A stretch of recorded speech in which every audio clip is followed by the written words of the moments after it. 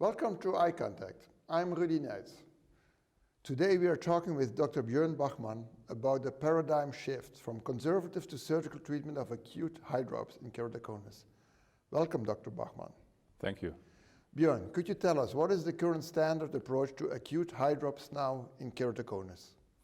So the mechanism which leads to an acute hydrops in keratoconus patients is basically rupture of descemet's membrane.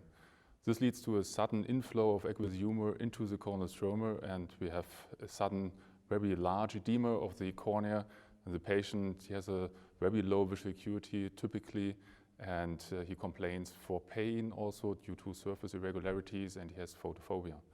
So in this situation, it's widely accepted that the penetrating keratoplasty is not a good idea because the peripheral parts of the corneal stroma are too soft and are too edematous to anchor a graft with anchoring sutures. Right. There. Now in the past we did nothing, I believe. Yes. Just wait or give them, Yes. salt drops or glycerin, and even some people have put gas in anterior chamber. Is that the case? Yes. Yeah. I think that's the first part where surgical approach was taken. Yeah. So before we only had this pure conservative approach with the patient, and it takes weeks till months until the corneal edema is gone. So this means quite a long period for the patient where he suffers for the pain and the reduced visual acuity. So the first step was the injection of gas into the anterior chamber, and this meant an improvement for the patient. So there were different studies out there investigating different types of gases. And there was one group which was quite large where they had around 60 patients which they treated with an intracomo gas injections, and around 90 patients where they did nothing, just a pure conservative approach. And they could reduce the time which was needed to clear up the cornea from 120 days till 80 days. Right. So this is a significant improvement for the patient, but still he has 80 days of suffering. But what I recall is that there sometimes also were some adverse effects related to that. I think there were probably pupillary block, a raise of pressure by applying gas. Yes, so with gas injection, you always have the risk of provoking a pupillary block. And yes, but we don't really get away from injecting gas into the anterior chamber in this condition, even with the other steps we now do today when we perform a surgery in such a patient. Right. So you recently introduced a new technique here, which is called Mini-DMEK, I believe. Yes. And you published on it. Yes. Can you tell us and walk us through what you do there? Yes. So Mini-DMEK is one type of surgery which allows us just to patch the hole in descemet's membrane, which we have in all of these acute hydrops patients. So the mechanism is that the cornea becomes more and more curved, and descemet's membrane cannot further line to the cornea anymore, and then we have this rupture and this hole in descemet's membrane. And by transplanting or grafting a small piece of descemet's membrane just underneath the hole in descemet's membrane, we can just patch this hole, and this leads to a rapid improvement in the patient. So it's a kind of re-establishment of the endothelial barrier. Yes, that's what you're doing. That's correct. So this technique was first published by Elmer too. He published it on one patient. Okay. He suffered for 7 months for an acute hydrops, so it's not acute anymore, it's more chronic hydrops, and without any improvement. But then very fast he had a clear cornea after this procedure again, and the patient improved in visual acuity, and this was a motivation to us also to perform this type of surgery, but we had a slightly larger cohort in the meantime. Now, being a corneal surgeon and a DMEK surgeon, I can imagine that it is not so easy because you have a small graft, it is edematous, so the visualization probably may be an issue, and in some of these keratoconic eyes, you have a very deep anterior chamber.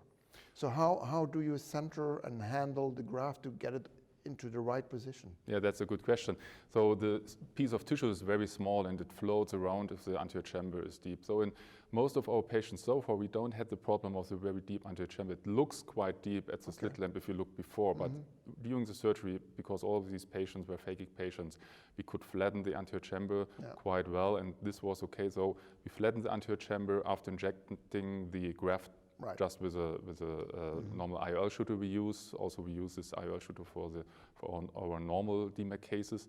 And then by flattening the anterior chamber, we were able to unfold the graft, and then by pushing from outside against the corneal stroma, we were also able to move it underneath the defect in the recipient's descemet's membrane. However, I have also to say that this technique is not easy to do if you don't have an anterior segment OCT, or if you don't have a microscope intraoperative OCT. Yeah. So this helps a lot because the cornea is so edematous and it's not easy to visualize the graft. Yeah. So how many cases did you do so far, and how long did it take you to get these corneas clear again for the patient? Yes. So the visual recovery, actually.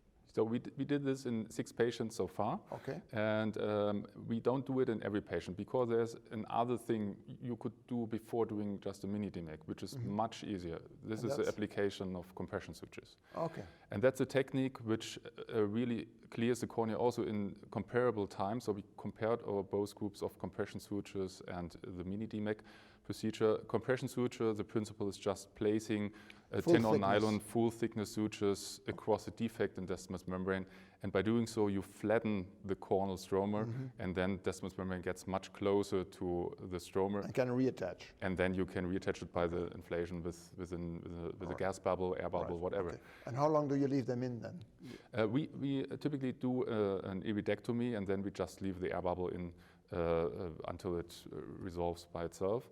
And we leave the sutures around 6 weeks plus minus 2-3 weeks. So it depends on, sometimes you have suture loosening, or if you have the feeling that there's still a little tension in certain areas, then you would maybe keep it a little longer. So my experience in phakic eyes doing DMEK is that it's not so easy to put a graft in, and in these cases probably I can imagine it's even harder. How is the handling with the chamber and the prevention of the contact with the natural lens in these cases? Yes. Is that an issue? Yes, of course. So we give all these patients eye drops before the surgery with myохol, and to constrict the pupil. To constrict the pupil, and this gives a little bit of safety. And we also take really good care by observation of the lens pupil area, whether it gets too shallow or whether it's deep enough just for any maneuvers we do inside the eye. Right. So I always try to avoid going with instruments inside the eye. So I try to do the most of the procedure from outside by pushing against the cornea. Do you make an iridotomy in these patients, or an iridectomy? Yes. So if there is a clear area in the cornea visible before the surgery, then we do a YAG iridotomy before and maybe enlarge it with a scissor. Right. Sometimes I also do an iridotomy directly inside the surgery, depending on the degree of the corneal edema. Okay. Well, Bjorn, thank you very much for sharing this very interesting information for us, for a completely new approach for this very difficult complication, actually, what we see in these keratoconic patients. I think it's great that we now have another opportunity to try to bring these patients back to visual recovery in the course of keratoconic disease. Well, Bjorn, thank you very much for sharing this interesting information for us. Thank you for joining us. For more information, please visit us at eurotimes.org.